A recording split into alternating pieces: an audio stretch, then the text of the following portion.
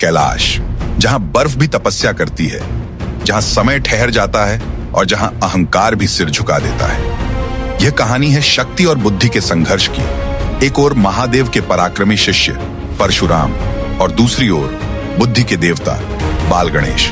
परशुराम वीर, तपस्वी और न्याय के लिए कठोर, अधर्म के विनाशक, जिनके हाथ में परशु केवल शस्त्र नहीं बल्कि संकल्प था।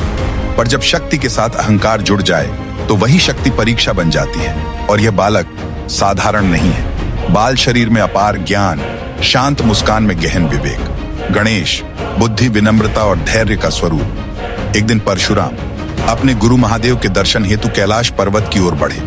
भक्ति उनके हृदय में थी, पर शक्ति का गर्व भी मन में छिपा हुआ था।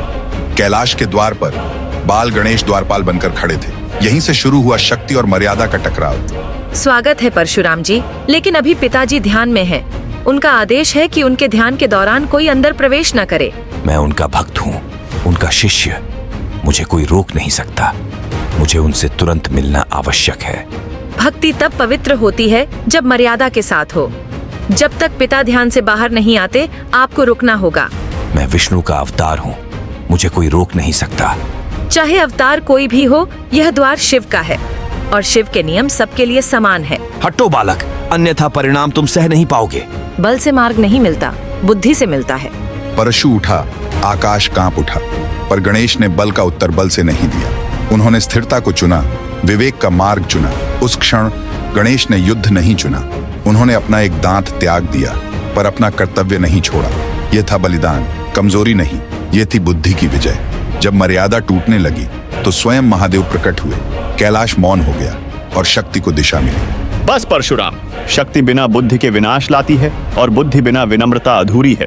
प्रभु, मुझसे भूल हो गई। जो अपनी भूल स्वीकार करे वही सच्चा वीर होता है। हे गणपति, मैंने अपने क्रोध में अपराध कर दिया। मैंने अपने गुरु के पुत्र को चोट पहुंचा दी। मुझे क्षमा करें। जहाँ बुद्धि होती है वहीं धर्म स्थिर रहता है। परशुराम का अहंकार अब गल चुका था। वीर घुटनों पर था, सिर झुका हुआ। उन्होंने समझ लिया, बल से बड़ा विवेक होता है। कैलाश पर शांति लौट आई। शक्ति, बुद्धि और धर्म एक ही फ्रेम में खड़े थे। यही है धर्म का सार। बल तुम्हें योद्धा बनाता है, पर बुद्धि तुम्हें पूज्य बनाती है।